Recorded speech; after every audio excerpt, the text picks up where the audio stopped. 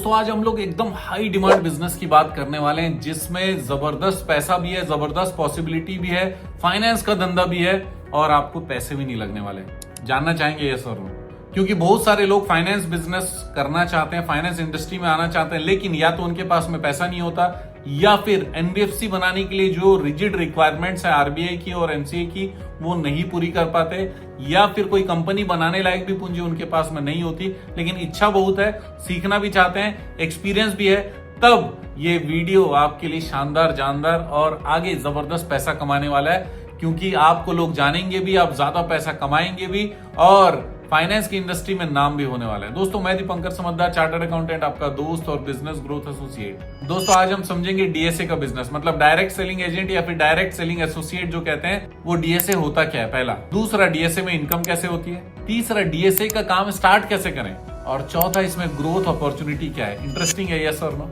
सबसे पहले जानते हैं कि डीएसए होता क्या है। डीएसए डायरेक्ट सेलिंग एजेंट या डायरेक्ट सेल्स एसोसिएट भी कह सकते हैं, जो कि बैंक और एनबीएफसी के साथ में कनेक्ट होता है व्यक्ति या फिर ऑर्गेनाइजेशन, जो as a DSA, as a connector, as a customer provider join होता है। ये बैंक्स और फाइनेंस इंस्टीट्यूशन के लिए लोन्स के लिए कस्टमर अरेंज करता है, क्रेडिट कार्ड के कस्टमर अरेंज करता है, इंश्योरेंस के कस्टमर अरेंज करता है और फाइनेंस के क्लाइंट्स अरेंज करता है। तो फिर डीएसए बिजनेस में इनकम कैसे होती है, ये बहुत इंटरेस्टिंग सेक्शन है, क्योंकि अगर फॉर एग्जाम्पल आपने किसी कस्टमर का होम लोन करा दिया, बिजनेस लोन करा दिया या पर्सनल लोन करा दिया या एमएसएमई लोन करा दिया, मतलब इंडस्ट्री का लोन करा दिया, तो क्या मिलेगा यहाँ पर, कमीशन या रेम्यूनरेशन मिलने वाला है। ये कमीशन और रेम्यूनरेशन मिलता कब है, जब सक्सेसफुल डिसबर्समेंट हो जाता है। इसका मतलब सारे नॉर्म्स के हिसाब से जो डॉक्यूमेंट प्रोवाइड कर दिए हैं उसके बाद में जाकर जब डिसबर्समेंट होता है, तो डिसबर्समेंट के बाद ये पैसे रिलीज होकर आपको मिलते हैं as a commission, as a remuneration. मतलब किसको मिलते हैं, डीएसए को। अब तीसरा चीज हम ये समझते हैं कि डीएसए का बिजनेस ग्रो क्यों हो रहा है। सबसे पहला चीज ये कि लोन का डिमांड इंक्रीज हो रहा है, हर कोई आगे बढ़ना चाहता है और उसके लिए पैसे की जरूरत होती है। दूसरा, स्मॉल बिजनेस भी नेक्स्ट लेवल में जा रहा है, स्मॉल बिजनेस धीरे धीरे बड़ा होता है, तो फिर उसको बड़ा करने के लिए, ऑफिसेस बनाने के लिए, दुकान खोलने के लिए पैसे की जरूरत पड़ती है। तीसरा, डिजिटल बैंकिंग का भी एक्सपेंशन हो रहा है। इसका मतलब लोग एप्लीकेशन और वेबसाइट, हर कोई व्यक्ति, भले उसके पास दुकान हो चाहे ना हो,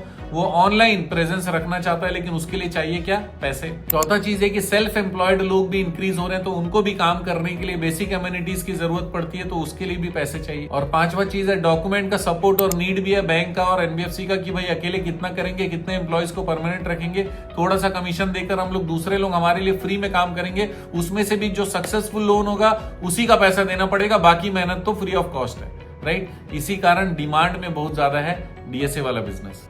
तो अब ये जानते हैं कि किन लोगों के लिए वाला बिजनेस अच्छा है, किसको करना चाहिए, ये जानते हैं। सबसे पहले इंश्योरेंस एजेंट्स, दूसरे सीए फर्म, तीसरे कंसल्टेंट्स, चौथे प्रॉपर्टी डीलर्स, क्योंकि प्रॉपर्टी डीलर के पास प्रॉपर्टी रहता है जिसमें होम लोन और मॉर्गेज लोन कर सकते हैं। पांचवा नेटवर्कर्स, छठवा फाइनेंशियल एडवाइजर्स, फिर एंटरप्रेन्योर्स और रिटायर्ड बैंकर्स भी कर सकते हैं। लेकिन दोस्तों डीएसए का बिजनेस तो चालू कर लेंगे, लेकिन स्किल कौन सा चाहिए ये जानते हैं। सबसे पहले आपका कम्युनिकेशन स्किल सही रहना चाहिए। इसका मतलब जो आप बोलना चाह रहे हैं वो सामने वाला समझना चाहिए। आपने जो जो डॉक्यूमेंट मांगे वो सही तरीके से समझेगा, तब टाइम पर ला कर देगा, अदरवाइज वो भी इरिटेट होगा, आप भी इरिटेट होगा। कम्युनिकेशन अच्छा होना चाहिए ताकि वो कन्विंसिंग भी लगे, वो आपको लाइक भी करे और काम भी बनता चले। तो कम्युनिकेशन के पास दूसरा चाहिए डॉक्यूमेंटेशन अंडरस्टैंडिंग। इसका मतलब कौन कौन से डॉक्यूमेंट है, डॉक्यूमेंट में क्या क्या चीजें होती है, कौन सा सही है, कौन सा गलत है, उसका अंडरस्टैंडिंग भी आपको होना चाहिए।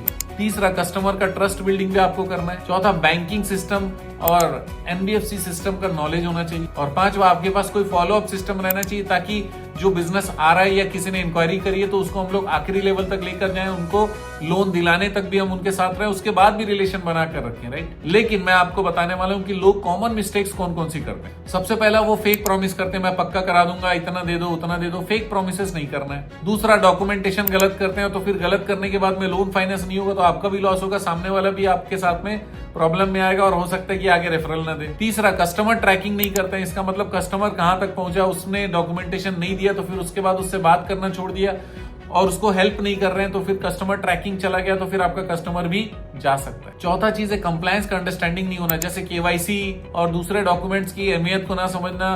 किसी को कह दिया कि भाई ऐसी बना के कुछ भी दे दो, हम सह लेंगे, देख लेंगे, सामने समझा देंगे, ये सब गलत काम नहीं करना है। केवाईसी इंपॉर्टेंट है और सही व्यक्ति, जो कि व्यक्ति एग्जिस्ट करता है, ट्रांसपेरेंसी के साथ डॉक्यूमेंटेशन और काम करिए ताकि आपका डीएसए का धंधा जबरदस्त चले। और नेक्स्ट चीज है रॉन्ग एक्सपेक्टेशन। डीएसए के बिजनेस में लोग एक्सपेक्टेशन गलत करते हैं, सोचते हैं मेहनत नहीं करूंगा और मुझे बहुत सारा फायदा मिल जाएगा। हमेशा रोता रहता है कि मेरे पास में सारे डिफॉल्टर केस ही आते हैं। तो डिफॉल्टर केस अगर आपके पास आते हैं जिसमें कोई ना कोई प्रॉब्लम हो, तो फिर एनबीएफसी भी बहुत सारे हैं जो कुछ कुछ प्रॉब्लम्स को, सिविल के प्रॉब्लम को सॉर्ट आउट कर देते हैं, कहते हैं कि चलो ठीक है हम इस पे ध्यान नहीं देंगे, नजरअंदाज करेंगे और एक्चुअल बिजनेस को जाकर देखकर उसके हिसाब से लोन देंगे। ऐसे भी बहुत सारे एनबीएफसी और रास्ते हैं, आप उसको भी जरूर देखिए, क्योंकि जहां पर कोई नहीं कर रहा है वहां पर आप करोगे तो फिर आपका नाम और काम बढ़ेगा। डीएसए का बिजनेस का फ्यूचर जानते हैं। इंडिया में एमएसएमई और रिटेल बिजनेस और कंसल्टेंसी बिजनेस बहुत रैपिडली आगे बढ़ रहा है। हर किसी को आगे बढ़ाने का, बिजनेस को बढ़ाने का स्कोप मिल रहा है, जनसंख्या भी बढ़ रही है और यहाँ पे ग्रोथ भी हो रहा है। इसी कारण यहाँ पर पैसे की जरूरत सबको है बिजनेस को आगे बढ़ाने के लिए। तो फिर हम कैसे आपकी हेल्प कर सकते हैं ये जानते हैं। सबसे पहले आपको डीएसए के बिजनेस के गाइडेंस हम दे सकते हैं, डॉक्यूमेंटेशन का सपोर्ट हम दे सकते हैं, ऑनलाइन ट्रेनिंग आपको दे सकते हैं, बिजनेस सेटअप की पूरी प्लानिंग बता सकते हैं, क्लाइंट का हैंडलिंग सिस्टम पूरा बता सकते हैं, फाइनेंशियल कंसल्टिंग किस तरीके से करते हैं वो गाइड कर सकते हैं, डीएसए के बिजनेस के साथ एक्स्ट्रा इनकम कैसे कमाना है वो गाइड कर सकते हैं, उसी बिजनेस को साथ में रख के डीएसए बिजनेस के ब्रांडिंग का सपोर्ट आपको दे सकते हैं।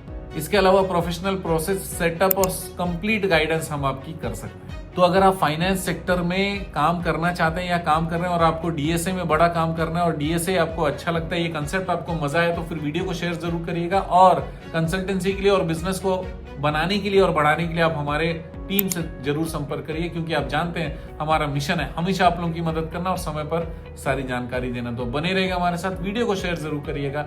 आपका दिन जबरदस्त और शुभ हो। Sandy.